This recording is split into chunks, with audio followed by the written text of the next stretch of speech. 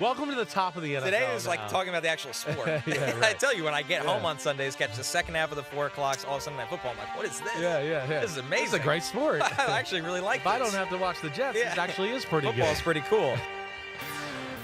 Yo, what's up? It's Chris Simms Unbuttoned. Yeah, that's right. It's Tuesday. It's 2 p.m. It's Roger Simms time. It's time to break down some stuff here. Talk a little ball. Talk Monday Night Football. Man, we got some news in the NFL. Oh, did we ever? Right? Us bottom dwellers, Mr. Yes. Jets fan, Mr. Giants fan. Look, it's great to talk about the top of the league when you don't have to talk about those two crappy teams. But what's up, man? How you doing? I'm chilling, man. The comment section is fired up. Good. How about this from Spencer Scott? What up, Spencer? Simms and Rogers is like Montana and Rice. Oh, I That do. might be too much. Yeah, a little too much. A little too much. You know, like I love Montana and Rice, and I understand how awesome they were, but they're not my favorite, right? They ruined my childhood on a lot of Sundays and Monday nights, okay? So, yeah, I like them, but try to come up with a better one, okay? One that I might like that didn't make me cry on a Sunday night every now and then, all right? Please do that. How about this from Jags? Lamar Jackson trade to the Vikings. Yes, please, thank you, and you're welcome, neutral fans in the NFL. Yeah, okay, It's all going to be right. an interesting NFL offseason. There I is know we gonna have be more some important stuff to do now, Yeah, but yeah. man, like when we're talking in the spring, I feel like some heads are going to roll There's around. going to be some stuff going on in this offseason. I think there is. I mean, between that and there's some other marquee players that I wouldn't be shocked to see on the move in this offseason. But nonetheless, we got some news today. We got stuff to talk about. Here's a quick story you'll like about this, right? Just real quick, because they brought up Montana and Rice, all right? I'm going to throw this. I told the crew this the other day. As you know, right, and I think our fans will like this, the rivalries were real back in the 80s because nobody changed teams, Like right? real hate? So my dad, you know, in 1984, when he's playing the 49ers in 1989, it's still all the same damn guys pretty much, right? So it's like, gosh, it's personal to a degree. And my dad, if anybody wants to go back and watch 80s football, when he would score touchdowns or throw a touchdown pass, he was pretty, crazy for that day and age. He'd turn around and do all this crazy stuff and look at the other sideline and pump his fist, right? And he, of course, they had rivalries with the 49ers. So when they would play the 49ers in 85 and 86, they beat them in the playoffs, right? Beat them in the regular season, kind of had their number. And he'd look over there and look at Joe and all them and be like, yeah, eat it, right? And do all that. So payback time comes, okay? 1988. Comes for everyone. Second game of the season. Late in the game. It's, I believe it is 13-10 Giants, okay? Giants, Big Phil just threw a touchdown pass to go up late. They're going to beat the 49ers. It looks great. Is this at the Meadowlands? This is at the Meadowlands. Okay. Steve Young has been the starting quarterback, right? Because this is a little bit of an era where, like, Bill Walsh got sick of Montana, thought he was losing his game a little bit, and they started to infuse Steve Young. And Steve Young started this Week 2 football game. He wasn't very good, so they put Montana in about the third or fourth quarter. So now it's 13-10. I believe I got that number right. Giants are winning. He throws 40 seconds left. Their own 20-yard line, throws a go route down the right sideline. The Giants defenders collide. Jerry Rice catches it, runs in the end zone. I've never heard the stadium go so quiet, such a hurry. But Joe Montana went down the field, and my dad and Joe, I've heard them talk about that. He went down the field giving my dad the middle fingers, right?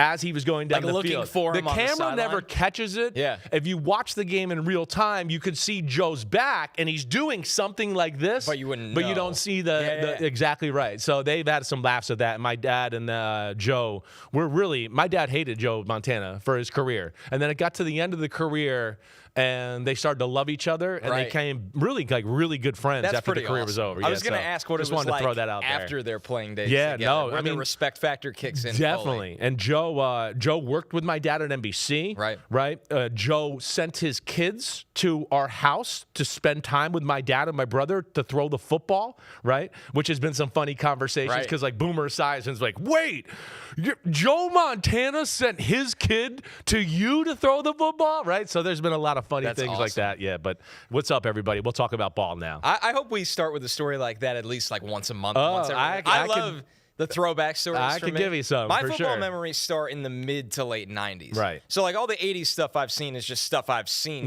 clips of. Right. But it's hard for me to grasp what the league was like then, and it's not that it's better, but it was different a better way. It was different. Late 90s, you got a little still. You still got a little of that because free agency was new. But, yeah, it's, a smaller world now. These guys all know each other and maybe not as personal all the time. Like, imagine Allen doing that to Mahomes. Exactly. Right. I mean, can you imagine? We'd love it. Right. But it's just the league's just not typically like that. No, it's not like that. Who do you think the quarterback is in the league today that is the most like that, where everything's personal? Is it Baker? Baker is definitely the first guy that came to mind. I feel like people like him. I agree. Yeah. They like him because it's he makes it personal on the field, and I think he's pretty good at wiping it clean once the game is over, right? And who else is there? There's let me see. I mean, Rodgers is very big. Rodgers, but he's at the end of the line here. Definitely right. I mean, he could get personal, but yeah, I don't know if there's really anybody that's real edgy right now at the quarterback position that you'd look at it that way, right? I don't know. Maybe one will come to my mind here as we get going here. So we're going to recap Monday Night Football. We got a film review, of course, as we always do. We're going to talk a little Bears offense as it, at some point, finally stalled out against the Niners. It was rolling for a long time. Rolled a long time, yeah. Well, that's going to be fun to break down because the last two drives is really what we're going to break down and why they didn't score touchdowns and what really happened there, and we'll get into that a little bit. Week 18 preview, which has some electric games with everything on the line, but the breaking news at the top of the show that was a little bit of a stunner this morning. Patriots wide receiver Stefon Diggs faces a felony strangulation or suffocation charge. This incident reportedly occurred on Tuesday, December 2nd, the day after the Patriots beat the Giants on Monday Night Football. Diggs' lawyers right now in court today are arguing that the police report should remain sealed. I watched our colleague and your co-host, Mike Florio, did about a 6 to 7 minute, which if you want all the exact details, Mike will be all over I would stuff. highly recommend watching it. I was lucky enough to catch it on my way to the studio because there's a lot of stuff that, legality and league-related stuff that goes over my head. He basically said, listen, that's not very common. Police reports are public for a reason more often than not. Right. So we'll see if that changes. The Patriots have issued a statement saying Diggs denies the allegations. Of course, they are currently standing by him. If you want to see the full statement right here, I guess I'll just rip through it. The New England Patriots are aware of the accusations that have been made regarding Stefon Diggs. Stefon has informed the organization that he categorically denies the allegations. We support Stefon. We will continue to gather information and will cooperate fully with the appropriate authorities in the NFL as necessary out of respect for all parties involved. And given that this is an ongoing legal matter, we will have no further comment at this time. Yeah, that's tough, right? That's the second major thing that Stefon Diggs has put this organization through this year, right? I mean, let's not forget he got signed and there was the whole boat and his little candy box that he was showing girls, candy box, right? So, there's concern, and the Patriots are a top-notch organization. They don't like this kind of publicity right here. The first thing I say, I'm gonna hold judgment on anything, right? With Stefon Diggs, because Stefon Diggs, and I just want to say this, not sure, guilty, not trying to even go down that road. I just know one, and I've been around the NFL for a long time. He's a superstar. He's a superstar that has crossed over football superstar a little bit into mainstream pop culture, R&B, rap culture, and all of that, right? So he's in, sex, drugs, and rock and roll, for lack of a better way to say it, right? Now, because of that, as we know, he's, pretty famous for some of his things with girls, and he's Cardi B and got all that going on. Right. And, I think he's a guy that, probably puts the pedal to the metal when it comes to working and having fun out on the, off the field. Right. There's all of that. But I do know that, I've been in the NFL, been around it for a long time. Sometimes some of these are true. Sometimes it's somebody jealous or mad about something that went on. I don't know where it goes, but it's a bad look for Stefon Diggs and, of course, bad for the New England Patriots. So what is it like in a locker? What is it like for a locker room right now where they're rolling? They just won the division. Right. The quarterback probably is going to win the MVP. We're going to see. There's time left, but not a lot. There's a door open right now. He's the sure. He's the favorite by the odds, and there's a bigger conversation there. And this team is preparing for – they haven't had a ton of – credit to them how many games they've won. Yeah. But they haven't had a ton of big games this year right. because of the schedule and everything. The playoffs are going to be incredible to watch. We're going to learn so much about the Patriots. And now this strikes the organization where, one, we don't know if he's going to be available. We have no idea of that. No idea. And once again, going back to Mike breaking it all down, he said, there are times where the league can intervene and put you on paid leave, depending how they feel. We don't know if that's going to happen. Yeah. We don't know what's going to be the future of this case. So we don't know if he'll be available or not. But as a team, you have to prepare for the biggest games of your season ahead right now. Right. And this is undoubtedly at least in Horrible the air timing. in that organization. Yeah, it is, and it's got to be. They got to be worried a little bit. Stefon Diggs has become the go-to guy on the offense. Every big moment. Plain and simple, right? There's no other way to say it. And it's an offense that values guys like Stefon Diggs. That's why they got him. Right, that's where Josh McDaniels is a genius. He makes the Julian Edelmans, the Wes Welkers of the world, the Danny Amendolas thrive. He can create an offense around that. Stefon Diggs' skill set is more like that, especially at this point of his career, rather than let's just line up outside and you're going to run by people, right? We watch his highlights every week. We watch Patriot games. You watched a lot of it last week. Yeah. Most of his games over the middle of the field, right? Crossers, 15, 20 yards, 12-yard, little option route, right? Read the coverage, run in like you're running a slant, run back out. Right. And that's where Josh McDaniels is a genius. So that's where it hurts. And then I think on top of that, you got a young quarterback who's about to go to his first playoffs and play some big-time football, and that's his go-to guy, his comfort zone. And the guy that I think he goes to in a big situation where he goes, wait, I can trust him. He'll make a tough catch into, in a tight window. He's not worried about contact. Not at all. And right. I mean, he's tough as hell. And then the other aspect of this is, I mean, they've been loving him up there. He's been one of the leaders of their football team.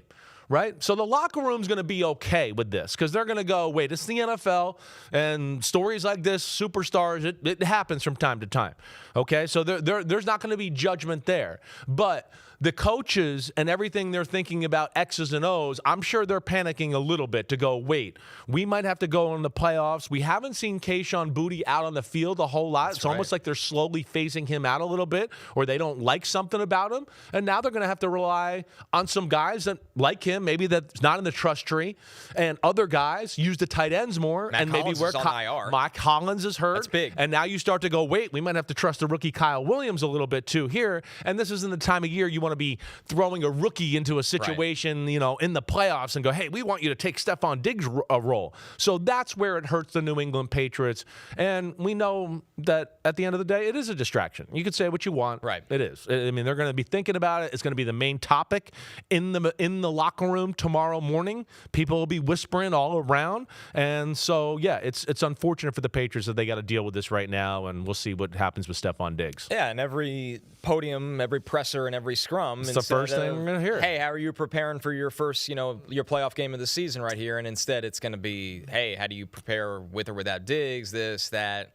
Yes. All about, and they can't give an answer because it's a legal matter. Yeah. But they still have to, the reporters still have to ask. The beauty of Diggs and what he can do, is on that football field that not only, right, like, I mean, you're right about everything you're saying. Is McDaniels knows how to use him off of other people, right? That's what makes them special. So he's a guy we go to, right? We know we can teach him to run a route and have a concept where if we know it's one of these two coverages, he's going to be open every time.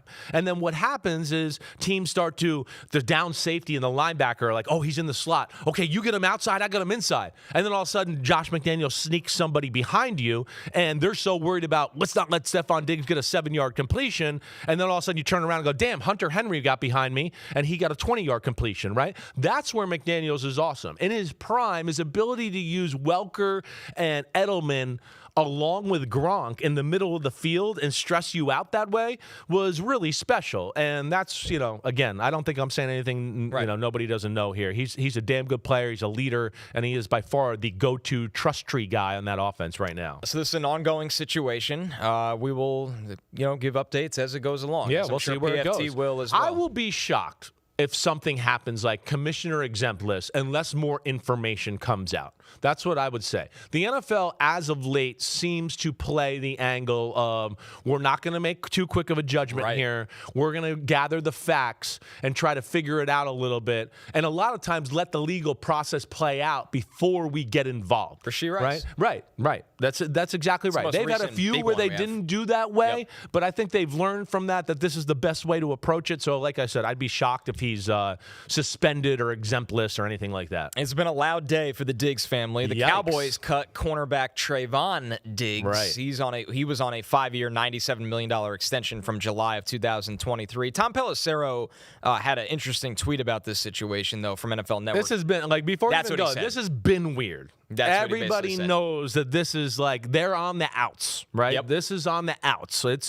There's things going on behind the scene. I don't think he's ever been happy. It goes back to his knee surgery and stuff like that, where I think he feels like the Cowboys were annoying or pressured him into being in the building, and he had his own people he wanted to work with. Right. Then they trade his best friend, Micah Parsons. I think he was very annoyed by that, and especially how it went down and how they treated him. And then I think they pressured him to get back on the field in a hurry and start playing. And I don't think good. And I don't think he was totally ready. No. And then we had I don't know what happened. Something at his house, and he couldn't play for a few weeks, right? Yeah. Which seemed like a little bit of like, I'm a F you. I got a little excuse here to not help the team out. He has not been emotionally invested for that football team. The play has been bad, and this is not shocking to me. But give me what Pelissero was saying. That's basically exactly what Pelissero said, which clearly you had heard. It was not over a specific incident. Like, there's not a new incident from this. It's a culmination of multiple factors spread over time, both performance and other elements. Yes, right. He's became a handful, and they're paying him a lot of money, and they're paying him money like to where you should be the leader in the secondary, right? And I don't think he was doing all the things that they deem necessary to make that money and be one of the big-time stars on their football team. He's got talent, right? We know that. He doesn't always tackle, so that bothers people. He's not super physical that way. But I sit here, though, right now and go, they released him? They released him? I mean, somebody out here is going to go. I first thought of the San Francisco 49ers, who are rooted in the Seattle 3 scheme with Saleh, to go, a big, long corner, press, get off, right? Got good ball skills, all that. Thing. They could use some corner help. I mean, there's going to be some teams that I think are going to look into this a little bit and see if they can't sign them up for the playoffs and, help the team out a little bit for a run. That's what's really interesting. He'll go through waivers, but with his contract, it wouldn't make sense for anyone to claim him. Exactly right. That would shock me. Nobody's claiming No, him. not with that deal. But like you said, he's eligible to sign somewhere and play. All right. And by the way, the craziest thing about this is he doesn't turn 28 till next season. Exactly. Like, this is not a washed old corner. I agree with you that he's just not physically right when he came back. Not physically right. I don't think he's right in the head right now, and I think he's had it with the Dallas Cowboys. Fresh like, landing he's sick spot. Of it. Exactly. Saleh's really good, and Saleh catches a lot of flack for how things went with the Jets, but to give Saleh some praise, I find him really good at getting through to guys like that. Yeah. Like, it's just... Like, okay, fresh start. Everything that we've heard about you is behind you. Let's just get the best version of you. Yeah, it's a good call. Yeah, I think Saleh's like that. Shanahan's like that. Right. It's the Andy Reid thing. Like, hey, we know we've heard a few stories, but we're going to judge you for what you are and what we see right here. We're not going to make judgments and do that. But yeah, I think there's probably a handful of teams out there. The Chicago Bears would be another one that I'd look at. That could use maybe some secondary help that they might go, hey, we like him. We'd throw him in there. Anybody in the AFC? I mean, Pittsburgh, that'd be another team that I'd go, they get in the playoffs. But yeah, the thing is, like you said, he's not going to get claimed on waivers, which means the teams that are in the playoffs are going to be able to talk to his agent, sell themselves a little bit to go, hey, we got a spot for you. We'll work you in slow, whatever. There'll be a plan. And he'll literally get to pick, like, man, which team likes me? What situation sounds the best, right? And go from there, which would be really interesting, unless some of these teams find out something behind the scenes that we didn't know about, where they're just like, whoa, we don't want to deal with that right now. That'll be telling them. Yeah, if he does not sign with the team for the postseason, then it'll be very, very telling. By the way, if the Niners get the 1 seed, they'd have even more time to work him out, him and ramp him up. And in his career, he's been in similar defenses, right? So that would be another thing I would say. He was there with Dan Quinn, right? Dan Quinn is rooted in Seattle 3. That's when he was at his best. That was when he was at his best, exactly. Yes. So that's where I go, that's where it made sense. And again, I know every time I say something about the 49ers, people are always like, oh, he must have talked to Shanahan or Lynch. No, I did not. It makes sense to me, but we'll see where it goes. There's some other teams out there. Would Buffalo want to deal with them? Right, with somebody like that. Maybe not. Maybe they're like, we had enough of the other Diggs, so we don't want to deal with another Diggs. But we know that they have some spots or could use some depth at cornerback too. I like how, knowing how you and Kyle are close, but I like people's thoughts that while they're preparing for the biggest game of their entire season, Kyle's calling you and like, you know what? Yeah. Hey, what do you think? Right, exactly right. What's the tape telling me the couple games he played this year? Right. The internet never fails. All right, let's get into the Monday Night Football recap. Not going to lie, Chris, this one shocked me. when the line was 7 points, I was like, man, the Rams have not only plenty to play for. Well, that's the problem. Maybe not a ton to play for, but Stafford had a lot to play for Definitely. the MVP. Right. And the Falcons, weird team, very Jekyll and Hyde this year. There's weeks you watch them and you go, this young defense is flying around making plays. There's other weeks where you watch them and you go, there's not a lot of hope here. But they handled business last night. They beat the Rams 27-24. The Rams offense looked borderline putrid in this game. I wish I made some points when I did my pick pod with Florio last week that, let's not forget. This team, Atlanta, is rooted in the L.A. Rams. Right. This is L.A. Rams East Coast, right? A lot of those coaches that are there, there's a lot of crossover. There's a lot of familiarity, right? So there's a lot of knowing how the other guy operates. And a lot of times with that, defenses, especially, I think defenses have an advantage when it comes to that more times than not, especially if they're creative. And then second off, when one of your legs is chopped off as far as Davante Adams and you're limited to do that is, a negative for the Los Angeles Rams. I picked the Rams to win, but I did say, and I think I picked it 31-24. I thought they'd be able to hang around because of the knowledge on both sides of the ball, right? Let's not forget the offensive coordinator, Zach Robinson. He also came from L.A., so he knows how Shula works. Raheem can go in and go, hey, Zach Robinson, this is what Shula's doing here. This is what he's reading, right? But that, to me, you said one of them. All right, so one is the knowledge of the offense, and I think they know that. They knew, in this formation, if this guy breaks in, this guy's going to go out, right? Or whatever it may be. Route combinations, Raheem is a master at route combinations. Master. Like, to this point, let me just tell you the quick story. Like, we're in Tampa Bay. When he was in Tampa Bay, he would tell Rondé Barber sometimes, if this guy takes this split and you see this guy with this split, I give you the green light to jump it and go for the interception. And I'm going to tell you there was 3 or 4 times in a 2 or 3 year period where Rondé got interceptions because he was told by Tomlin or Raheem to go, if this guy does this, the other guy's going to do that. Jump it, right? And I think a few of them were pick sixes. So, but that's where they're really good. And then the element you said, the Rams' speed usually catches everybody by surprise. They got a pretty athletic offensive line. Their defense is fast as hell. The front is insane. It's insane. Their offense, we know the backs are good, right? They got some receivers who can run. But you said it right. I mean, we did a pod maybe early week 4, week 5, where we talked about, like, the Falcons might have the fastest defense in football. Right. So they were able to combat some of that stuff, and especially without Davante Adams. I think that is the big thing. How many times did we see a run last night where I went, whoa, look at this hole. He's about to bust out. And he got 3 yards because it closed that quickly. Right? I think that was a very telling thing to me. And then it caught Joe Buck a couple times. I think so, too, because he was like, here you go. And then it was like, oh. And it would be one cut back, and it would be a 2-yard gain. Exactly right. Wow, that closed exactly quick. Right. They can run on that side of the ball. So I think that, and then a little bit goes on the other side of the ball. It has a little bit to do with speed.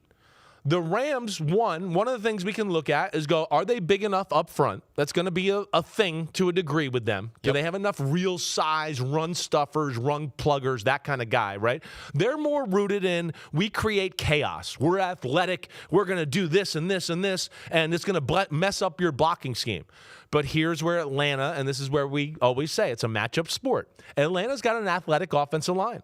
They're not a big, we just go straight ahead and push you, right? They're not that. They got a bunch of guys that we always go, he moves well. Bergeron, the guard. He's pretty good, right? They can move. They're athletic that way. Climbing, pulling. Exactly. Right. So reaching. Exactly. Reaching. So all that stuff. Brandon Fisk is going this way. Kobe Turner's going this way. Is maybe shocking to a big Eagles offensive front that's a little more big and plotting, but with a team like Atlanta, they're like, no, we're quick enough to stay with you and stay on the block and do some things that way, and I think that's kind of what you saw in that department too, along with I mean, freaking Bijan Robinson. That was just unreal last night. I mean, he was awesome. Texas fight. Yeah, Texas fight. It's almost like the first thing they teach you with zone and man blocking versus man blocking, block the man, zone blocking, block the space. Yeah, block the space. Get to who's the ever area. in your area. And exactly right. That's what they did. And that's kind of how. Space. Exactly right. Yeah. They could. Oh, wait, this guy was here. Oh, wait, he disappeared. Here comes. Okay, I don't have to stay on this guy. Coach just told me to stay in this area and move this way. Okay, now somebody's here. Let me latch on and move my feet. And I know Bijan Robinson, as long as we get a body on a body, he's going to make somebody miss or find the right cut. And I mean, last night, some of the inside-outside zone runs. And then on top of it, I mean, what was there? 4 or 5 runs where you go, the Rams busted through the line of scrimmage. It should have lost 4 yards, and he got 7 or 8 or 12, crazy. Right? So it was amazing that way. I think it's a little of everything. They know they know the night before they can't win the division. They're going across the country. They're like the Falcons. What's the motivation, right? Oh, no, the Falcons, Raheem's got him still playing and trying to save his job and playing for something, right? So I think all of that and the matchup and the coaching knowledge kind of caught up to the Los Angeles Rams there. Kate Gemma said, what is Bijan doing this season that he is finally breaking these long touchdowns? He used to weirdly get caught in the past when it looks like it was going to be an 80-yard house Exactly call. Right. I mean, I don't know what to say. It's been the one negative, I would say, with Bijan Robinson, right? We've talked about that a little. Yeah. There's a lot of great 20, 30, 35-yard runs, but like I was shocked last night. I was shocked. Looked different. Right. Shocked. And like the Rams, their safeties are bigger, so they're not incredibly fast, right? When you look at Kitchens and Cam Curl and even McCullough, who kind of plays nickel safety too, they're all like 200-pound bigger guys that are 6'1", 6'2", so they don't maybe have some of the speed I think some of the other teams do with the safety position where like somebody can run them down. Like Quentin Lake was out last night. Exactly again. right. He's been out for a little while now, but I feel like he's the guy. He's a guy that could hawk somebody down. Take some angles. Emmanuel Forbes, if he saw it or was on the field, right, he could be another guy. But I think between that, and I'm sure that's something Bijan Robinson has worked on a little bit, to go, wait, I'm sick of getting shoestring for a 35-yard gain. I'd start to go 60 and 70 here.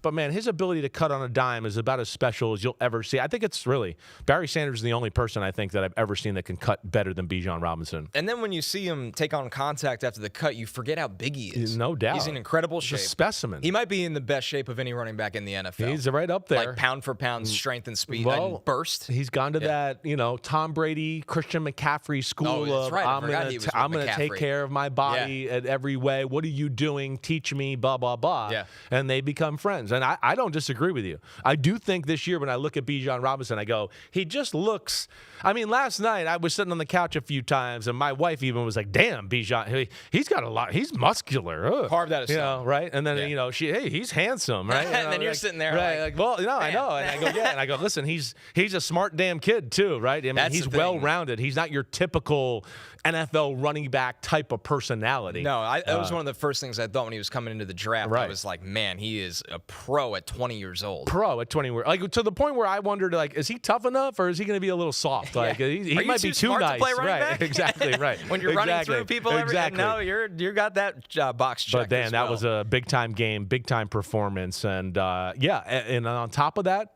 to the point you made, I mean, he threw one interception early. I'm going, okay. But then as the game went on, and he did miss throws too, where there's a few times people down the field. And the end of the game. Exactly. That was crazy. Crazy. So there, on a national spotlight game on the same weekend, Drake May broke a record for 90% completion and 5 touchdowns to 5 different people and all that. Yeah, I would say the race got a whole lot tighter, and I would think with people out there that Drake May might be, in the lead right now as we sit here. So here's a way too in the weeds question, but I got to pick your brain on this. So he on the last drive, right? He has the first play where he misses the receiver, right? And he might have just ran for a touchdown after that. The second one, the deep ball that they didn't call DPI, but it looked like DPI. Holding his arm a little bit. My question for you is, and it's a perfect pass. It's right in the basket. Right. If the receiver catches I don't think they could have got another snap off. I agree. Yeah. I was sitting there and I was like, man, it's a beautiful throw. Right. It definitely should have been DPI, but whatever. That's the league. You just got to deal with it. But if he catches it, which the ball was right there, it might be the end of the game, which is a crazy ending. I think so. With the ball being that far down the field, and I'm just looking It was here. 10 seconds, I think, when the so, ball hit him in the arm. Yeah, the first play, right. There's no way. No way, right? Get 60 yards. It's not no possible. way. No way. Really, like the golden rule for the most part, as long as it's a completion under 20 yards, is going to take 17 to 18 seconds to get up to the line, get everybody there, spike the ball, right? That's for like completions of like 15 and under, maybe 20 and under. Yeah, when you throw a ball like that, my wife, again, my wife's become a huge football fan, so that's a story in itself. She's asking the right questions. But she was like, "Oh my gosh, that was amazing! They could have won right there." And I said to her right there, "I go, I don't think that would have been good. If he caught that, the game is over, right? I don't think they could have done it. The play before was the one where you went, oh my gosh, if he hit that." Right, that could have been a house call, right? And that was their moment right there. And then, of course, the almost unbelievable catch by Puka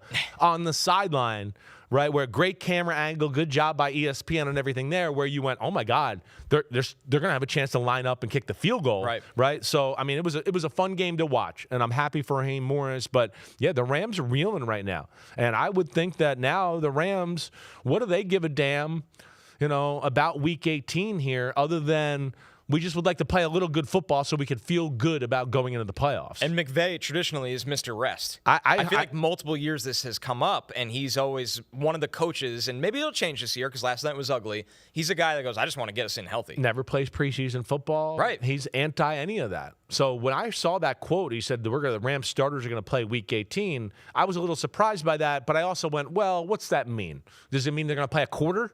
Right? It doesn't mean they're going to play the whole game. And I wouldn't want to risk it. I wouldn't, who gives a crap now? Look at the injuries they have. Right. We were just talking about Quentin Lake being out, Devontae Adams being out. Let me ask you this, psychological warfare. Does he say that at the podium? Doesn't say anything to them all week, prepares them like they're preparing for the game. I wouldn't be shocked about that, right. And then after 3 drives, he goes, you guys are out. But they had no inkling they of practiced and prepared with the edges they needed. There's a mental separation there. Definitely there.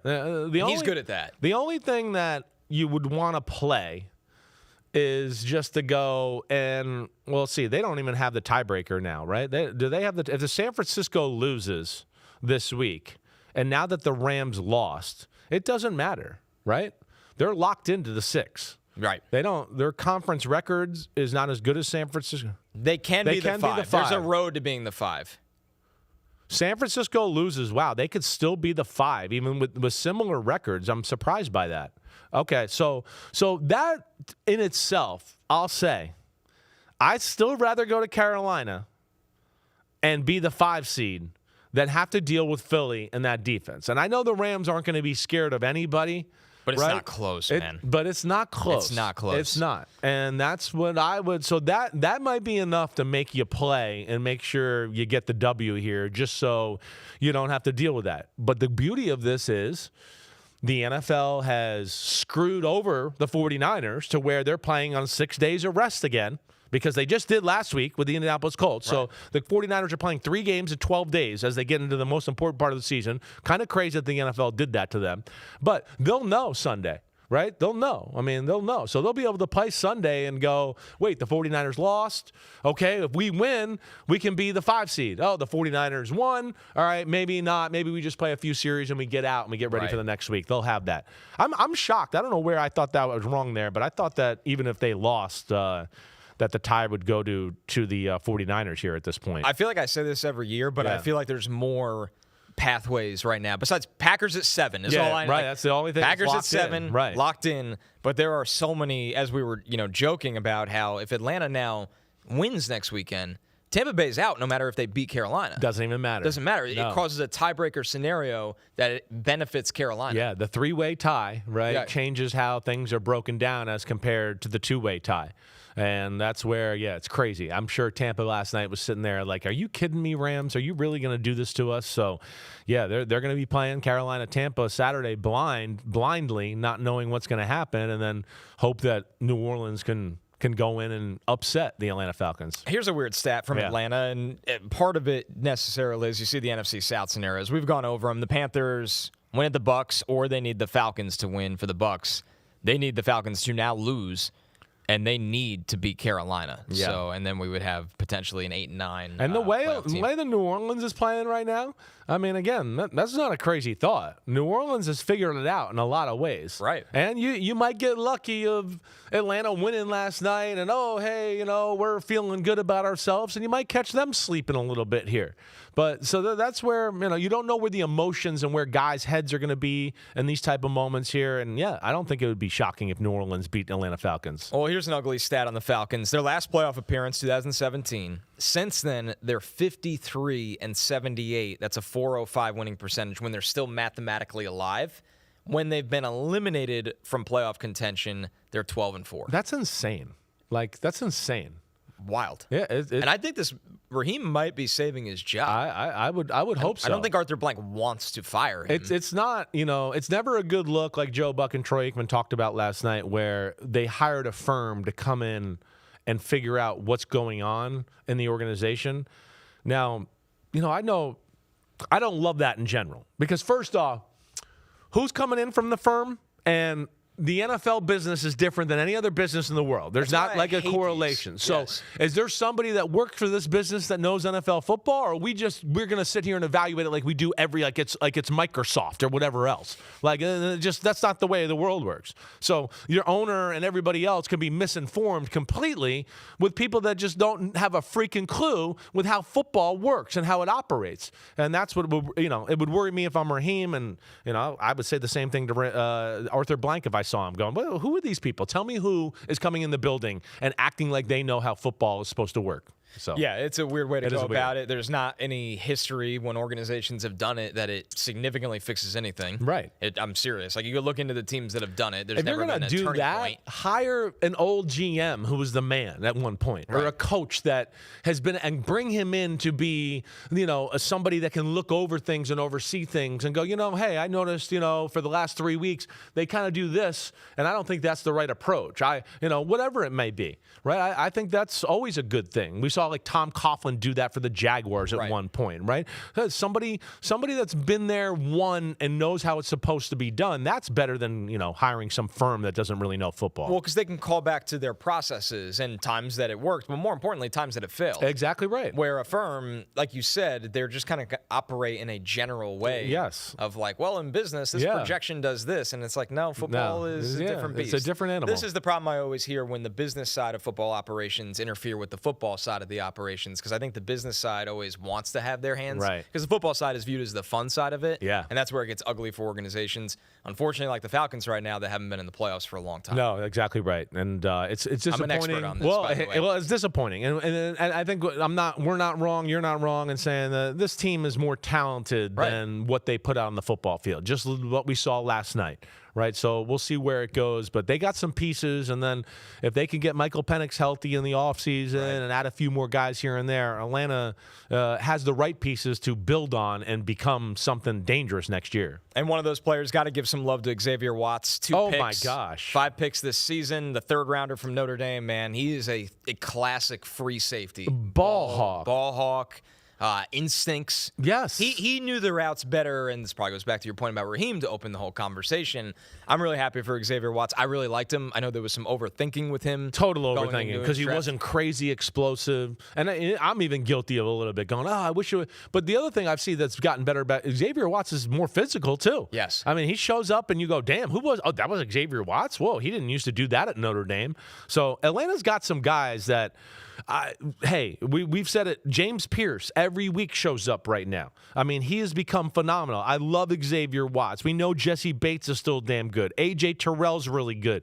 My guy, the damn nickel from Oklahoma. Oh, Billy Bowman? Billy Bowman. He's got 3 rockets up his ass, right? He's going to be awesome when he gets back. I hope Brandon Dorless is okay from last night and not out. Yeah, he hyperextended his knee or whatever, but he's become a F the play-up guy in the middle there. Yeah, there's potential on that Walker, roster. They're excited exactly, about. Of course. There's a lot of young talent for sure. We'll see with the Falcons how they close out the season.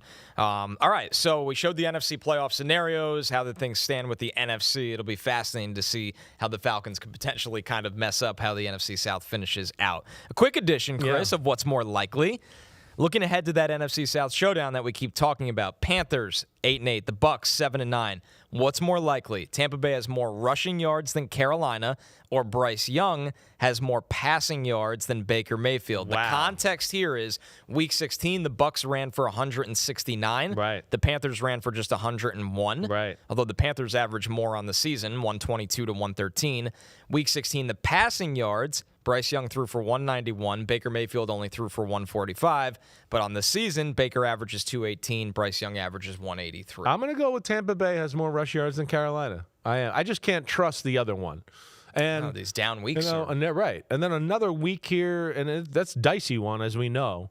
But another week of Evans and Godwin being healthy and all that and the importance of the game, I would think that the Bucs are really going to push the envelope on the offensive side of the ball and go for it, knowing that they just can't trust their defense. Yep, I'm with you as well. Just even with the matchup kind of being in Bryce Young's favor, there's just these weeks where it just disappears. Yeah. Like the pass game evaporates. I know. And there's no answer. And the Bucs D is not good, and the secondary is not good. But this is not a super advanced passing system or game by the Carolina Panthers. And, yeah, it's just hard to kind of stamp your name onto Bryce Young and the passing game of the Carolina Panthers. All right, we're going to take our first break. When we're back, we're going into the film room, as we always do on our Tuesday lives at 2 p.m. on YouTube. We're looking at the Bears' offense and how it stalled out late against San Francisco.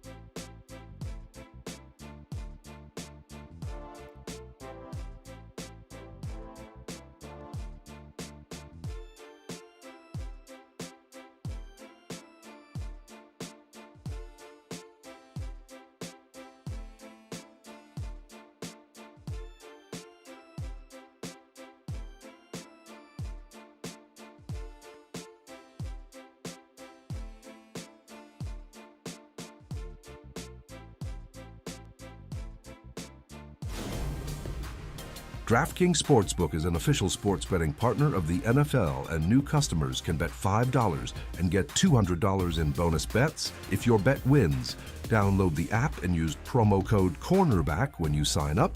DraftKings Sportsbook, the crown is yours. Let's take a look at the Coach of the Year odds provided by DraftKings, of course. I'll be honest with you, Chris. I understand a lot of NFL awards, the voting, the odds.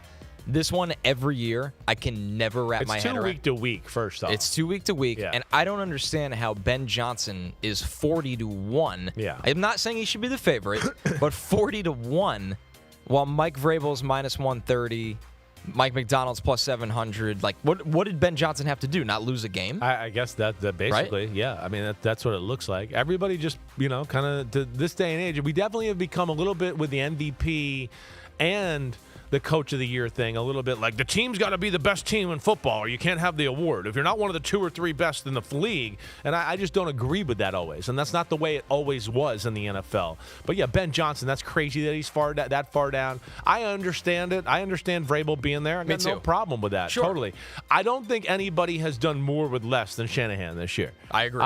Shanahan has had, to me, the best coaching year out of all of them. But yes, I know he's rooted in the 49ers, and people look at it and go, wait, they've been good. That's why. And, of course, the Patriots and the Bears weren't good, and the Jaguars weren't good, so everybody looks at it that way. But I just hope everybody knows the special run where we're kind of watching the 49ers and Shanahan go on here.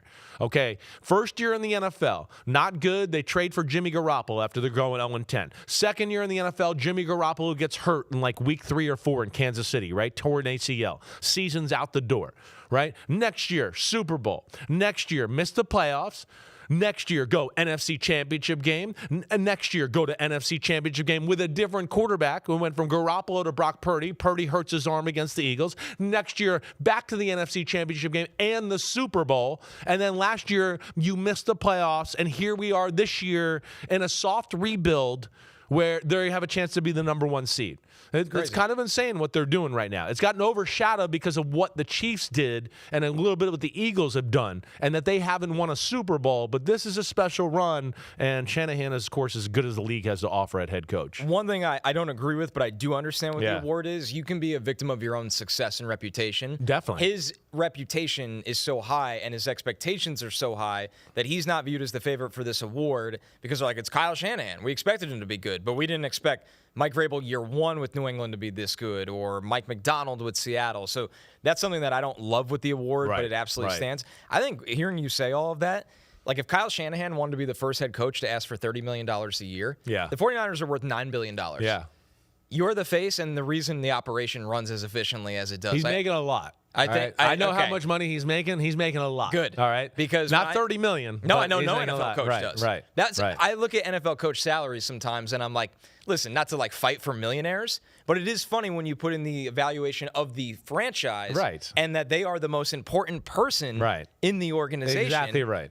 I mean, you could definitely make the case that maybe not quarterback money. I understand that. That's different. But the next level down, should they be the second highest paid guy? They're not on the salary cap. Exactly. So I don't care what they make. The really good coaches for all those out there right now in the NFL, the really good ones are making somewhere between 17 and 22 million a year. Which is kind of a newer trend. It's a newer thing. It has gone up significantly in the last decade. Yes. It was nowhere near that for a very, very long time. Yes, exactly right. They got ripped off for a long time. All right, so we got the Week 17 film review, but I have a fun want you to guess question. Okay. Here. So the theme has been tiebreakers, diving into tiebreakers. Yeah. When there's a tiebreaker between 2 clubs, how many scenarios do you think you have to get through before it comes down to a coin toss? Ooh. I remember Which this is from so funny. I know. I remember that it can come this down to from a coin few toss. years ago because there was I feel like it's like 8, right? It's the 12th scenario. It's the 12th scenario? Yes. Oh, my gosh. Yep. And I know there was somebody in like the last 5 or 6 years, or maybe it was longer than that now. I'm losing my mind. Yeah. Where I feel like there had to be a coin toss. It might have been over the draft pick. I might be wrong over it. It's not playoff position. It might have been over. They had to get to the draft pick positioning, and it became to the coin toss flip there. Yes, right. And now they do the strength of schedule and but if that ties, the 2 clubs, it's the 12th scenario. That's amazing. I mean, the 11th is the best net touchdowns in all games. Wow. So, they do everything they can to make sure we do not have a coin toss anymore. Right. Yeah, it's the 12th scenario. That's a good one. There's your trivia today, homies. Tell all your friends. All right, what else you could tell all your friends? The Week 17 film review, the Bears offense. Let's get right into it, Chris, because they clearly had a lot of answers for a long time. Yes, they did. Of how they attacked Robert Saleh's defense. And it's fun to watch Luther Burden infused in this thing. Definitely is. And as you know, I mean, it's not easy once you get in there inside the 10, 12-yard line against good defenses and then have to punch it in the end zone. It's not. And that's kind of what happened to them the last 2 drives, right? They made a lot of plays. Their other touchdowns, if you think about it, were bombs, DeAndre Swift breaking a 22-yard run for a touchdown, right? So they didn't get into the red zone in that condensed area of the football field.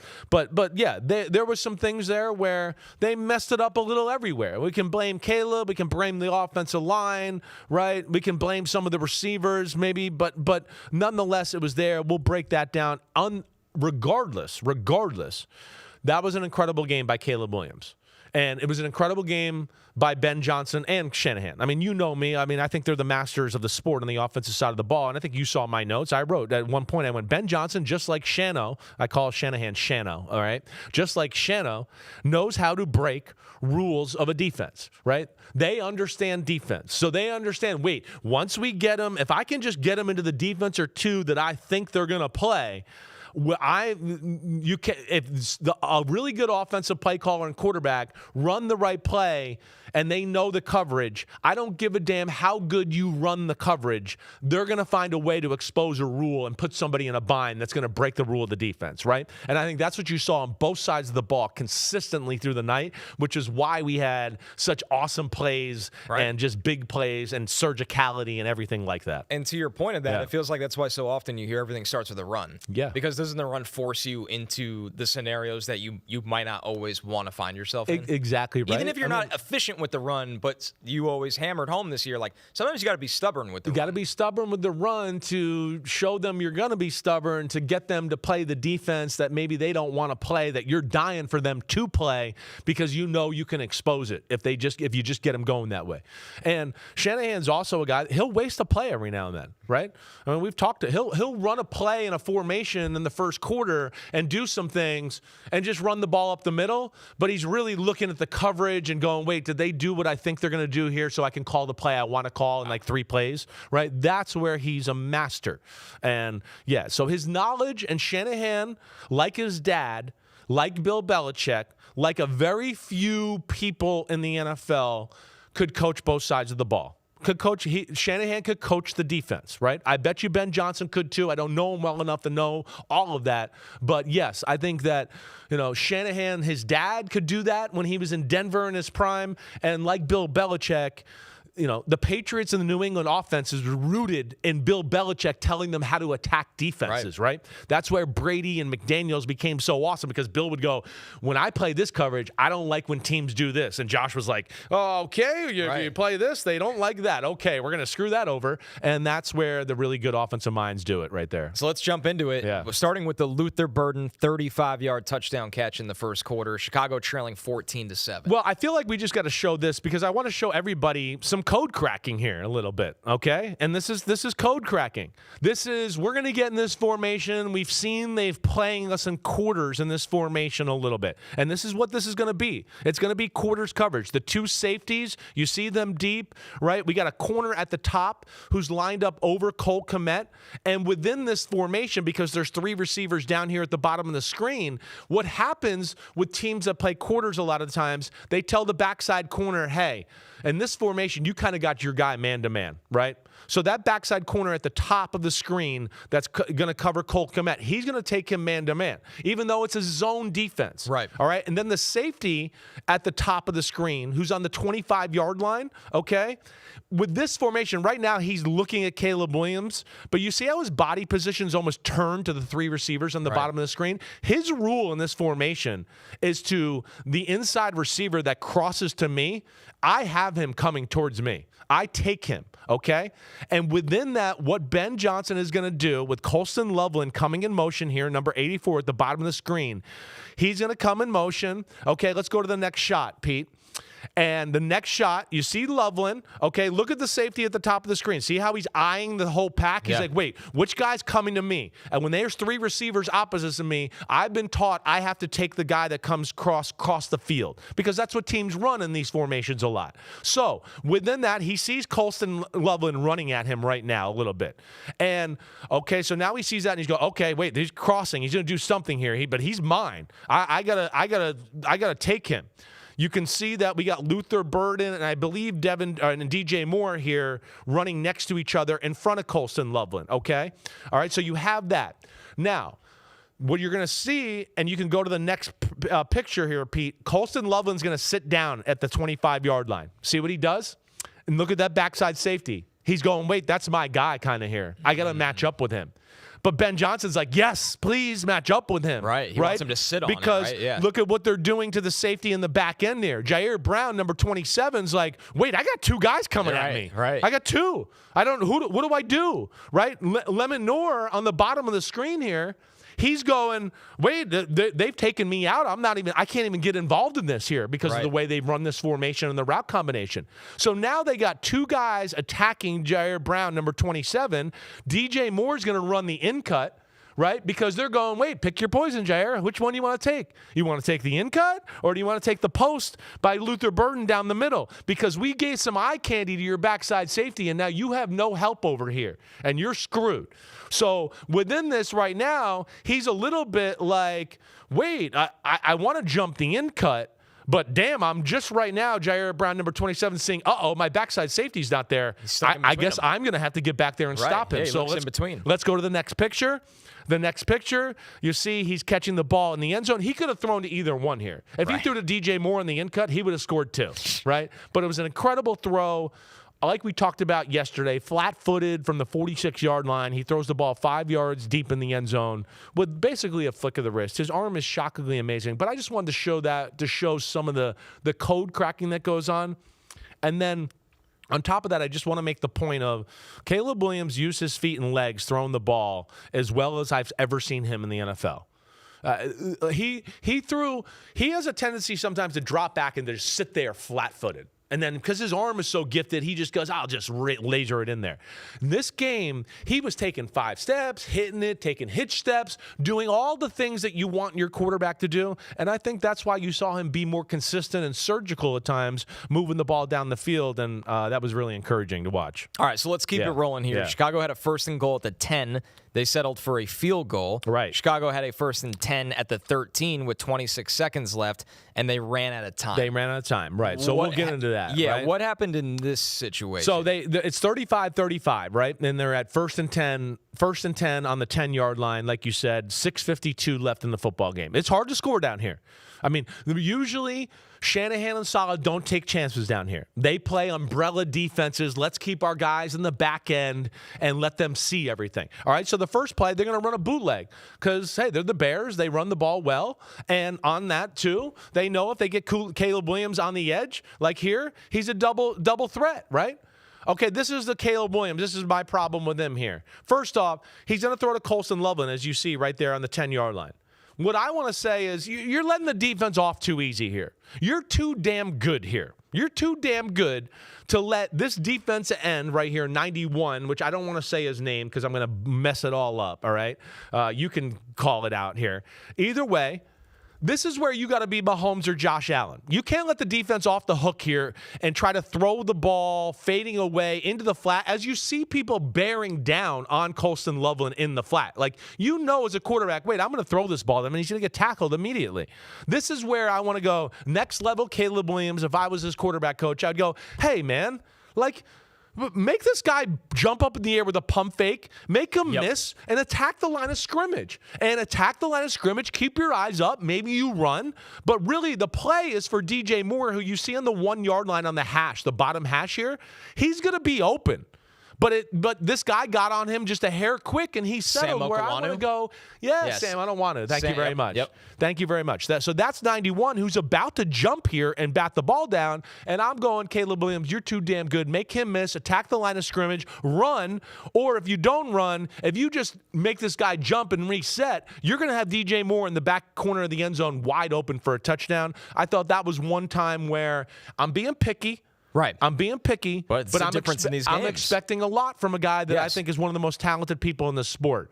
And it was Devin Duvernay. I'm sorry, it's not DJ Moore, but Duvernay's running to the corner there. And he had him, but he let this pressure kind of dictate how the play was going to go too quickly. I think you're right to be picky in a game that this is what it comes down to. Right? Like, it's unfortunate for Caleb, but he kind of had to be perfect for them to win this game. Yes. Like we were joking yesterday on the Monday Live that it was like him being back at USC. Exactly. Where it's like, I got to go out there and do it again.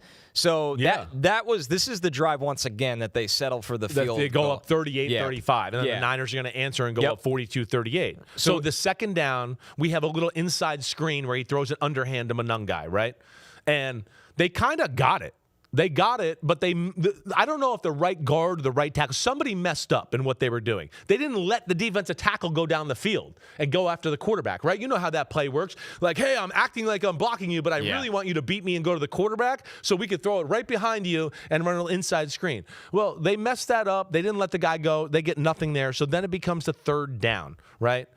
And on third down, they run like a double post. And I know we got these pictures, right, Pete? So third down, this is where he egregiously misses Kyle Monangai in the flat, right? Not to say this is going to be a touchdown, but it's going to have a chance. It's got a shot, right? And Collinsworth talked about this during the game. Again, this is one of the 3 or 4 throws in the game where you go, damn, Caleb Williams, you're too good to miss this ball this egregiously.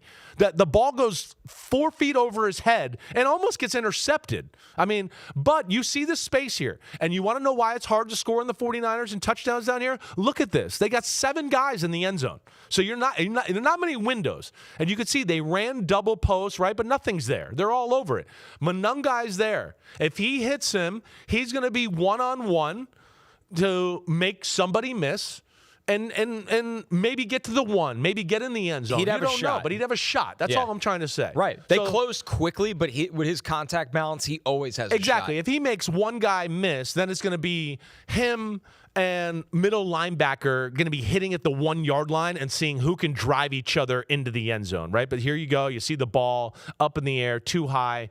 And so that's how that ends up, right? Again, it's a tough area to score, especially against this defense. Caleb's got to make a play, right? Ben didn't necessarily get people open on that play. They misblock a screen inside, and all of a sudden, oh, crap, we're settling for a field goal in a touchdown type of game. But, of course, they had to kick the field goal there. All right, so the final play. Yeah. This is the one where, obviously the incompletion, basically, they ran out of time. Right. In this scenario. How did they get here, number one, where it was like, obviously they got stopped in bounds. Yes, right. Now, do you have any problem with the lead up to that with the usage of the clock? I do. I do. Okay. Well, I have a little bit of it's a tough one. It's not egregious here. The first timeout was used properly. They were fine with that. It's the second timeout where you go, it was a 3rd and 5. Luther Burden dropped the little out route for the first down, right? And he balled out. So I'm not trying to get on him. But he drops the out route. Clock stopped. They call it. They kind of get in the huddle like they're going to call a play, and then I think they realize they're going to get out of the huddle too late. It's going to be a little rushed and everything, and they call a timeout. To me, that is why we ran out of time at the end of the football game and cost ourselves maybe 2 or 3 other plays, because I think in Ben's mind he's going, we've run this play a few times. We've cracked their code. I know how to send 2 guys and then have a guy break out. And we saw Luther Burden make the big play on the drive before that got him down there. Remember when he ran up the sideline and made somebody miss and do all that? It was the same type of play. He drops the ball, and it's almost like the Bears were just expecting first down and clock stopping. And all of a sudden it was like, oh, no, now it's 4th and 5, and it's a got-to-have-it play. Got to have it. And it's like, we got to think for a second. You're thinking, and all of a sudden you get the play in late, and they have to waste a timeout with a dead clock already. And that was, to me, again, it's a tough situation because you do got to have it. I got it. Right. But, Tom Brady and Bill Belichick in their prime, there's no freaking way they're wasting a timeout there. And then we all go, how does New England always do this? How do they do it? Because they don't do that.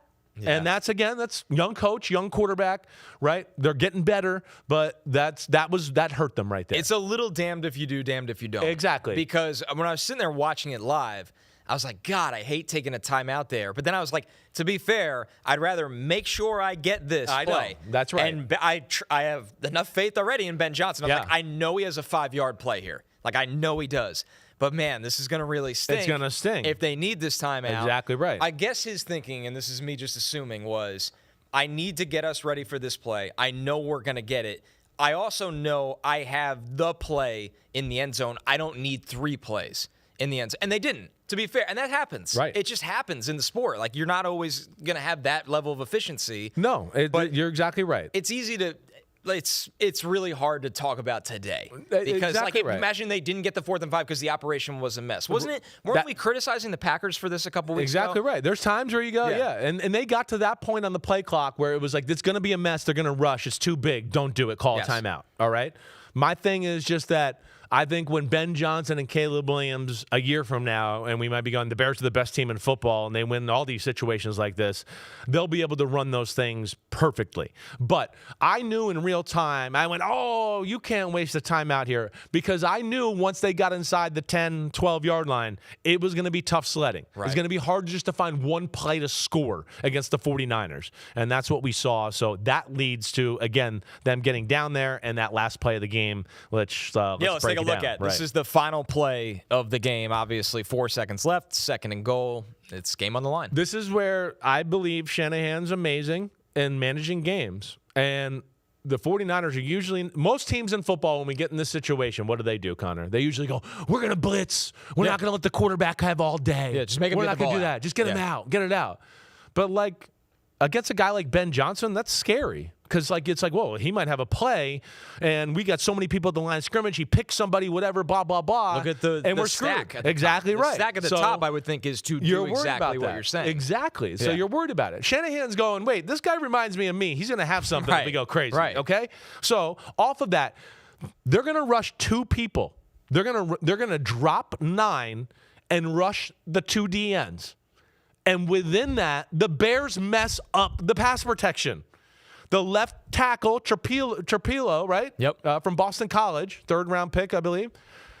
He does not block Bryce Huff on the left side. And he's wrong to do what he does. And so here we got 5 guys blocking 2, and Caleb Williams is under pressure right away. The play they have called is right. DJ Moore at the top of the screen on the ball, with Burden behind him. If they block this right, he's going to come across the field and he's going to throw a touchdown to him where the S is in 49ers. But he never can let the play develop. Let's go to the next picture, Pete, and see it here. So here you go. The 49ers, look, they all dropped out. Yeah. Everybody, just the 2 ends rushing. They got all these guys in the middle of the field. Caleb's been taught, wait, all these guys in the middle of the field, there's no way they can cover DeAndre Swift. And he knows Bryce Huff, as we're talking about here, is bearing down on me. So he's going to look at DeAndre Swift on the left. But the 49ers, who dropped everybody in the middle of the field, they put Mustafa man-to-man on the back. He's the only guy really playing man-to-man on the whole field. Everybody's just dropping back. Let's watch Caleb. Let's play zone. But they knew that would be one issue with this probably formation. They probably been burned by it before. And he's now, as he sees Bryce up, he's going to look over to his left, DeAndre Swift, and go, oh, no, I can't throw it, because I think he sees Mustafa, right, coming. So let's see. Let's go to the next picture. Next picture. Okay, here he is right now. Now, what it stinks, and I wish we had a picture in between, but you see DJ Moore on the backside with his hands up, kind of between the S and the NFC symbol. He was there in the hole in the normal rhythm of the play. But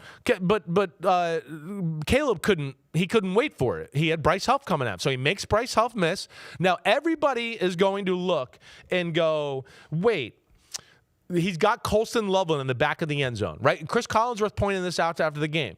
And I would go, no, I don't think he does. I don't either. Right now, as he's sitting here gearing up to throw, look at number 26 right by the 4 on the 49ers, the bottom part there, right? He is running back. He sees Colston Loveland coming. You see him, right? Yeah. Right there at the top of the screen on the goal line. It's Chase Lucas. Chase Lucas. It's like panic mode. Because he sees it. He's like, oh, my God. So by the time Caleb has to get ready to throw the ball, he knows, oh, if I do this, he sees that guy going back. He goes, he's going to undercut it and pick it. He's going to get it. So now as he gets ready to throw it, okay, he goes, nope, I can't throw it. And now here he is going, uh-oh, I got nobody right now. What do? I've seen some people online try to go, he should have thrown to DJ Moore all the way. Come on, everybody. Like, that's ridiculous. Are you kidding me? Then I could go back on every play in this situation where a quarterback moves to his side the whole year, and I promise you somebody on the opposite side of the field's open. So let's cherry pick it all then. People are open all the time down here. Damn, all the quarterbacks suck inside the 6-yard line, I guess. That's ridiculous. So he buys time. He's in trouble now. You see him do that, right? And he's got his friend, Ja'Day Walker, coming across the field, all right? Now, go ahead. Next picture, because he's got nothing as he's sitting there. You see Ja'Day Walker on the top of the 49ers in the end zone. He's coming across. Man, I just wish Caleb would have lofted the ball in the air. Right. He throws a ball like low and away, like making him dive. Because how many times do you see a quarterback, Chris, like he's rolling, but then he instead put his chest to the front, right, and start almost moonwalking. Yeah. It's like a moonwalk step back. Exactly right. And he tries to throw a ball with pace. Right. And I'm just going, wait, just do this right here. You get it, right? And you get it, and show me here for a second if you don't mind. Like, you get it, you got it, and just throw it up in the air. It's a gotta-have-it situation. You can't throw the perfect ball and think, I'm going to throw a strike backpedaling like you're saying, low and away, and put it exactly where I want. So nonetheless, he throws it low. I don't know if we have one more picture if you want to show there. But either way, I think he would have had a chance with Ja'Day Walker if he just threw the ball up in the air. It's hard to do. He was in a tough position. They're going to learn from it. Right. And I got more respect for the Bears and how they hung in there and Caleb Williams and everything. That was an impressive game, and it's not easy to go play Shanahan and the 49ers, especially when your defense is not very good either. That was my takeaway. Right. The fact that it came down to that, I was like, man, the Bears are more for real than anyone gave them credit for. Exactly right. The exactly fact that we're right. here right now. Yep. And they're going to have to keep riding this offense. They're going to be like the 49ers. It's going to have to be out shootout people. They're takeaway based. They defense. are. It's exactly like, if we get right. takeaways, we win. Exactly if we don't, right. we're going to score 40 points. Exactly right. That's exactly right. And that's how they're going to play. Exactly. Teams have won Super Bowls that way, but it's more difficult. It's tough. You put a lot of pressure on your offense that way. The 49ers may be not as rooted in takeaways. You're going to make plays on them. Their thing is you move the ball, but you're not going to get in the end zone, right? That's how they play. They don't play the takeaway game quite as much as the Bears. So it's more of like, hey, you might move it, but we're only going to let you 3, and then we're going to go down and get 7, right? That's kind of how they play the game right now. Interesting, and wouldn't be shocked if we saw these two teams play again in the playoffs. Well, speaking of those Niners, let's get into the Week 18 preview that's headlined by them because they're playing Seattle, and this is for the number 1 seed, Chris. The 13-3 Seahawks have to travel to play the Niners, who are 12-4 right now. You said something interesting at the top of our Monday Live where you were like, what makes Shanahan so special is his understanding of the defense, not just the offense. Exactly. I think Christian McCaffrey agrees with you. Listen to this. Christian, what separates Kyle as a play caller in your mind? I think his knowledge, I was actually talking with some of my family members this week, but his understanding of not just offensive football but defensive football. I think when your head coach and your offensive play caller knows defensive football just as well as anybody, it allows us to open up, stuff not just in the run game but in the pass game. He really understands gap integrity and everybody's responsibility on defense, and he sees it better than anybody. And it's, I think he plays to not just the structure of the defense but the emotions of the defense. If some guy's an aggressive guy, he knows that, and I think it's something that he was born to do. I think everybody agrees with that. He is. Good assessment. We used to play Madden in college, and he would play it like a real offensive coordinator. Be like, this play should technically work, and I'd be like, dude, this is Madden. I'm the middle safety, and I'm going where I want to go, right? Like, I'd be like, hey, I'm not going to follow the rules, right, all the time here. But Shanahan. And I'll never forget this. You've probably heard me tell this story. When we were in Tampa Bay with that great coaching staff we had, Raheem Morris, Mike Tomlin, Monty Kiffin, Rod Marinelli, Joe Barry. You say it. We had it. We had big timers there. I'd get done with the day, right? I'm the starting quarterback, whatever. I'd get done. Okay, I'm going to walk out of the building now around 7:15. I might go check the coaches a little bit. Hey, anything else you wanted to tell me or look at tonight or blah, blah, blah. Shanahan would always be in the back of the defensive meeting room on the floor listening to Tomlin and Raheem and Monty Kiffin and their defense and their rules and what they were going to do. And I feel like that's where it started right there. That was where he was like, I'm going to know defenses like a defensive coordinator. And McCaffrey said it right. He plays with the emotions of the players. He knows how to dangle out some, hey, look at this, look at this. Oh, yeah, here it is. Whoop, whoop, we're going over here, right? He's great at that. He's great at setting up plays, sequencing the plays that we talk about so much. That's where Shanahan is next level. That's where Ben Johnson is next level. But he's playing a defense this week that has the wits on the defensive side to be scary too, and can also just go, hey, we're going to play simple here. We're that good. We can be pretty sound. And that's where the Seahawks have become dangerous on defense. And what's amazing about this matchup, and you kind of hinted at it there, it feels like Mike Macdonald can be, and we have a long way to go because Kyle's had a long career. Mike Macdonald's just getting started as a head coach, but be the defensive version of him. I think there's a lot of that. I think that's why he was hired, right? I think John Schneider, the GM with the Seattle Seahawks, went, I can't find McVay or Shanahan, so I got to do something to stop them. Let me go with a defensive genius who's really creative and, can think outside the box and then also be detailed and sound and everything you want to do that way. And that's where the Seahawks defense, for my money, is as good as it gets. I mean, not as good as it gets, but definitely one of the top defenses in football. I'm not going to put them in Houston or Denver or even Cleveland range there, but maybe the next group of teams behind it. So the Niners have won 7 of their last 8 games against the Seahawks. They have 4 straight. Let's go all the way back to week 1. Before I even say anything about this game, do you like the matchup week 1, matchup week 18 schedule, or is that too much of a gap? I think it's a lot of a gap for people like me to go, hey, go back, watch it, draw some conclusions from that. And I want to go, man, week 1 is like beginner's football still. And I think that's what jumped out to me a little bit is no Uchenna Owusu for the Seattle Seahawks back then. Nick Emenware was kind of playing traditional safety and not a real nickel then, right? They were still trying to experiment with things. Now he's there, and he's kind of one of the best nickels in football.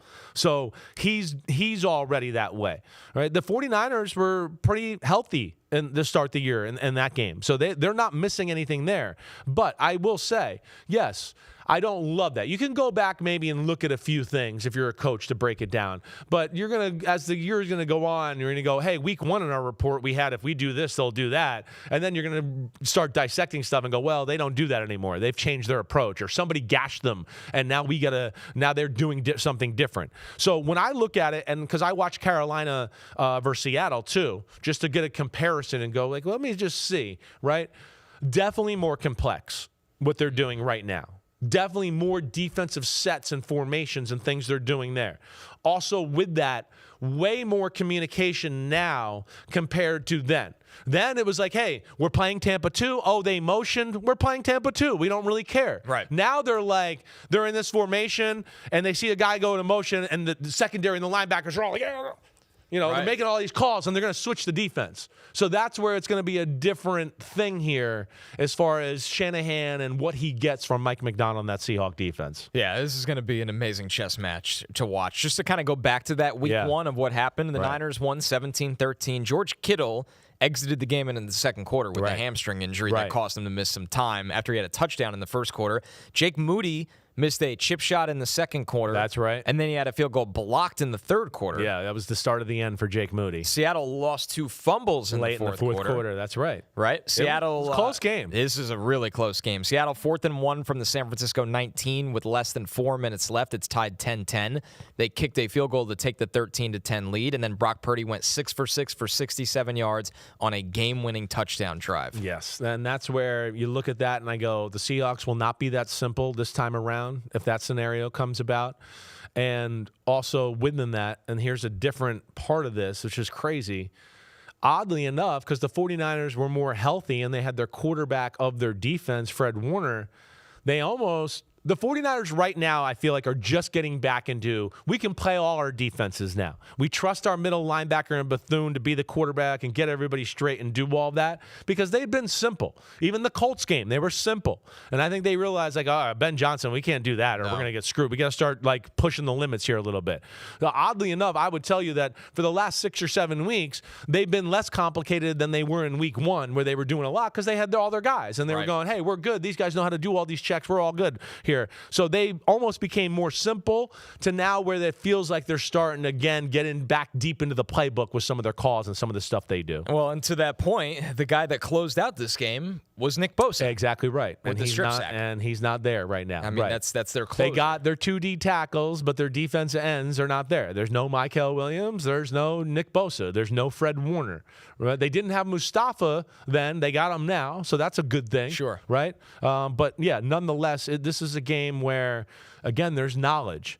And Kubiak He knows how that system works out there in the defensive side of the ball. So, like, if the 49ers play it too basic, I do think Kubiak will have something for him this time. The 49ers, I would think, are going to continue to be like what we saw the other day, mix up coverages, do things, not let Kubiak and company feel like they got a beat on the defenses they're running according to down and distance and all that. One thing Mike McDonald should be able to do is draw up pressure against Brock Purdy. Purdy in this game was pressured a career-high 60.5% of the time. And it was a struggle at times. The yards per pass attempt was down by 4 yards. He threw 2 picks when pressured. So I think that's going to be priority number one for McDonald. And that's what's scary about Seattle, too. Now, 49ers are running the ball pretty good here lately, so that's a good thing for them.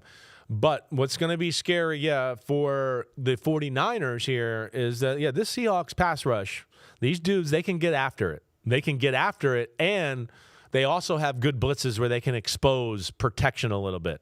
So it's going to be a fun one here. And I do think it helps the Seahawks and their offense that Clint Kubiak is going to get to watch Ben Johnson on film all week a little bit and go, okay. It's going to give him ideas. He's going to go, wait, this is an interesting way they attack this. This is okay. And it's going to give him ideas that I think will help him here. I do think the Seahawks are a more talented football team than the San Francisco 49ers.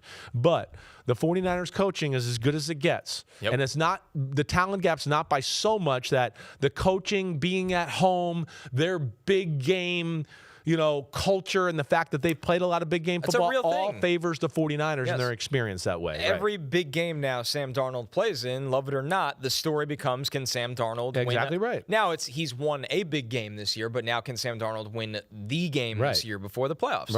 Right. And whether you think it's fair or not, that's how he gets judged now going forward. Definitely. And the Niners, they've done it before. Yes, exactly right. So it's going to be fun. I'll be sitting down. I'll be in Pittsburgh in a hotel or somewhere watching that game. I can't wait for it. But, 2 psychos at coach, physical football teams, rivals, and Shanahan's had their number. And Mike McDonald and the Seahawks are, of course, going to know that and make their team very aware of that. One last thing on the Niners defense here before we take our last break. This is from our friend of the show and former NBC colleague, Rob Stats Guerrera, pointed out an interesting thing about the final Bears 49ers play that we were breaking down. This is really interesting. The linebacker Tatum Bethune said after the game that Robert Saleh called a blitz.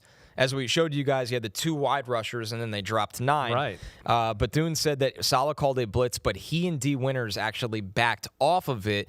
His exact words were, me and D were supposed to be on a blitz, and we dropped out because we knew what they were capable of, and we just wanted to put some extra hands in the throwing lanes and make Caleb run around, waste the timeout, and that's what he did. That's what he did, and that's brilliant. I mean, that's brilliant. That really is. That's amazing that they had the instincts to feel that, because they're right. I mean, if they blitz, the middle of the field is going to be open there. The middle, he's going to have somebody. He's going to have Loveland or DJ Moore coming across. He's going to have it. So amazing that way. And then also on top of it, what it does is keep eyes on Caleb too. So now, we stopped the quick middle throw, but now he breaks and we're watching him and we can kind of start to attack him too, so he can't run around forever or run in the end zone. Amazing though. I wonder how Saleh feels about that. That would be good. I think Saleh, at least when he was with the Jets, the guys he has trust in, he lets them go. They have the green light to do that. I would it's agree not with that like, too. we're smarter than the coach. It's more like, we're prepared. We just had field, and we knew what you called, but we got a feel they're going to do something here. That's so, right. Yeah, it's really cool. It's cool that they even trust the players that way. That's why they're the 49ers. That's why they're unbelievable. All right, that's it. We did it. Hope everybody enjoyed it. Yeah. We got one more. Damn. You threw me off. I was my nervous. bad. I forgot. I thought Pete cut the show. I looked at it, and then I went, we're done. It's 3:20. But here we go. We got one more break. We're going to talk about Ravens Steelers after that. A little quick break. We'll be right back.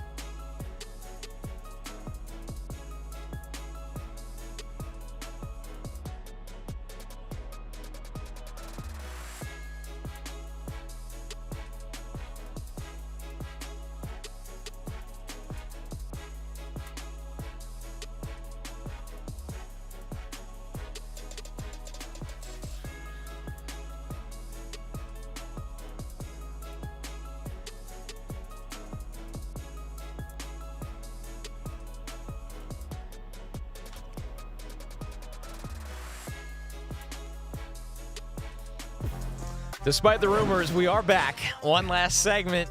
Ravens-Steelers, Sunday Night Football, AFC North on the line. Yeah, Grant, you saw it. Chris is ready for a drink. He's ready to get out of here. No drinks on a Tuesday night. I don't do that. It's a business night. A school night. It's a school night. I still call it. Now, tomorrow night is not a school night. That's right. That will be true then, Grant, for sure. 8-8 Ravens, 9-7 Steelers. I think everybody besides Steelers fans were praying for this one, Chris. Yeah. Everything on the line. We don't know if Lamar Jackson will play this game, but we know the Ravens have made it their mission to get Derrick Henry absolutely rolling. Definitely. And I'll say this right off the bat. I don't, again, we want Lamar Jackson to play. I don't look at it with how they match up that it's going to be like a deal breaker for me. Sure. I'm not going to sit here and go, we're on football night in America before the game starts and go, oh, Lamar's not playing. Well, I'm definitely taking the Steelers. No, this is not a Lamar game. Lamar just played okay the first time around. Their advantage is to line up and play big boy football against the Pittsburgh Steelers. It's this division. You saw my notes. You saw the Steelers, again, have had a hard time stopping the run throughout the year. The Ravens dominated the Steelers on the ground here. They got away from it at times during the football game where I want to go, oh, here we go into the spread and the shotgun and all that. When they were in the shotgun or the spread, let me just say, the Steelers won. When they got underneath center or were in two backs, one tight end, or one back, two tight ends, the Steelers were stressed out. They were worried about the run game, and they had to put so many people at the line of scrimmage, and they still couldn't stop the run, and it's going to lead to other things that are going to be open off of it. So that was the big takeaway from that. And yes, I don't know, again, we know we want Lamar, but it's not going to dictate what I think of this game a whole lot if Tyler Huntley's the starting quarterback. I asked our colleague Jay Croucher, who knows the books and the lines as well as anyone, his guess at the time was that if it's announced Lamar's not playing, the Steelers will only be favored by a point and a half, which is usually what you get for being the home team. Right. So with Huntley versus Rodgers, it would actually be viewed by talent as a straight pick 'em. Yeah. 50-50. Just pick whoever's going to win the game. That's crazy. And that's probably because exactly what you're talking about. So. And let's go inside the notebook because I think this is the exact point. Right. There's a lot of good stuff in here, specifically the Ravens offense first, the Steelers D. The Ravens play through their big people, sets and under center. And I love this line. No spread shit. They will move the ball at will on the Steelers. Yes, that's where we are. And I'm trying to look at where the hell my damn. Oh, here we are. Okay. Yes. I mean, that's what they need to do. When they had Ricard in at fullback or the two tight end sets, everything's there, right? And it dictates all these simple, easy coverages where they're going to be able to make passes and do all that. And also, too, within that, it felt like when they played like that, the Steelers kind of had to play man. And I think you saw in my notes, too, where if they play man, the Ravens kind of win. If it's zone, the Ravens... We're kind of going through an era there where it's like Lamar wasn't playing great. The pass game couldn't get going, and they were kind of simple in the pass game. And so the zones were kind of covering things up. So that's where, and they had moments of just getting away from the downhill running game. So not only with that, but when they run the ball and get in those formations and personnel sets, the quarterback design runs are going to be there. They ran 2 or 3 of them in the game, and it was like, oh, whoa, watch out. Because I don't think...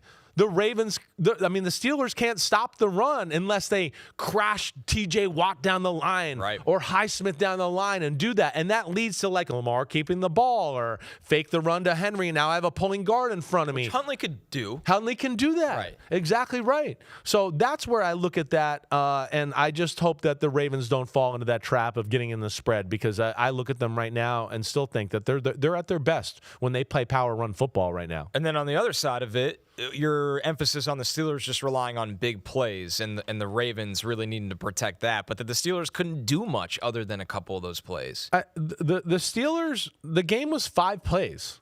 I mean, it was 5 plays. They couldn't do anything. If I'm the Ravens here this time around, I don't let one-on-one shots happen. That's all I would go. No DK. I would go. Exactly. So now you don't have DK. It was a DK game. This would have been a DK game, just like last week. That's where it's huge that he's not playing. If I'm the Ravens here a little bit, though, on certain passing situations, even like 3rd and 3 or 4, I would still protect the guy you think might run the go route with a safety over the top. Your D-line is big enough that I think they don't have to outnumber the run game all the time. The Ravens are big up front. When you talk about Travis Jones, who's 335, and the other D tackle they got, hold on, you'll look at John Jenkins, who's 345. Yeah. Then you have defense ends like the guy they traded for from Tennessee. Well, they have Brent Urban and Draymond Jones. Draymond Jones is playing defensive end, right? Okay, at 285 pounds. Right. Okay, they got a thumping middle linebacker.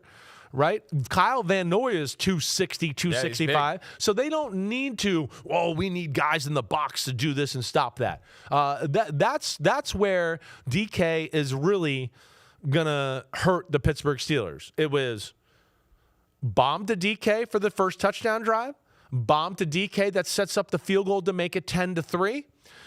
Lamar throws an interception that was pitiful on the sideline, gave them the short field. They got 17-3. He threw the first play of the third quarter. He bought time, Aaron Rodgers, which he did make a few plays buying time in this game. And one of the problems the Ravens did have was just getting to him with the 4, right? They had a problem with getting there with 4. He hit DK Metcalf in the first play of the third quarter. He hit Calvin Austin on a fade route on another scoring drive. And I'm telling you, that's all they did. That is all they did. There was really not much more than that right there. And that, to me, is going to be theme of the day for the Ravens on defense. Just don't play the percentage of every now and then he's going to take a one-on-one shot and protect that corner. Because I don't know if I really think Rodgers and company can surgically destroy the Ravens without those one-on-one shots that are available to them. And, one of those field goals that was turned into touchdowns was because of the Travis Jones unnecessary roughness that we talked about. Exactly. Well, there's no doubt the Ravens got screwed over by the refs in this football game. The 3 calls were huge. It was bad. Either way, it felt like watching it back, the Ravens were the better football team, right? But they messed up a little bit. The referee screwed them over, and then they had those 2 or 3 plays that I talked about that really put them behind the 8 ball. But I would be shocked if that happens again, and I don't think the Ravens are scared of them in man-to-man in any way other than DK, so they'll do that. But even when they play zone, I think that, again, Rodgers tends to play conservative there and not hold the ball and always attack down the field, and that's where I certainly give I think the Ravens the advantage going into this game. Mentally, how wild is it, or how much does it spark it to give a team a second life? Like the Ravens thought they were dead. They're playing the Browns. It's over, and now it's like, I would imagine the energy in that building is through the roof. Where the Steelers are a little bit like, man, we didn't play good last week. Lost to the Browns. Right. So, I would think the Ravens are playing high and ready to go. They're one other thing I'll say on their pass defense, too many times where they're going to have to dictate whether they want to pressure every now and then, because I said Rodgers had time.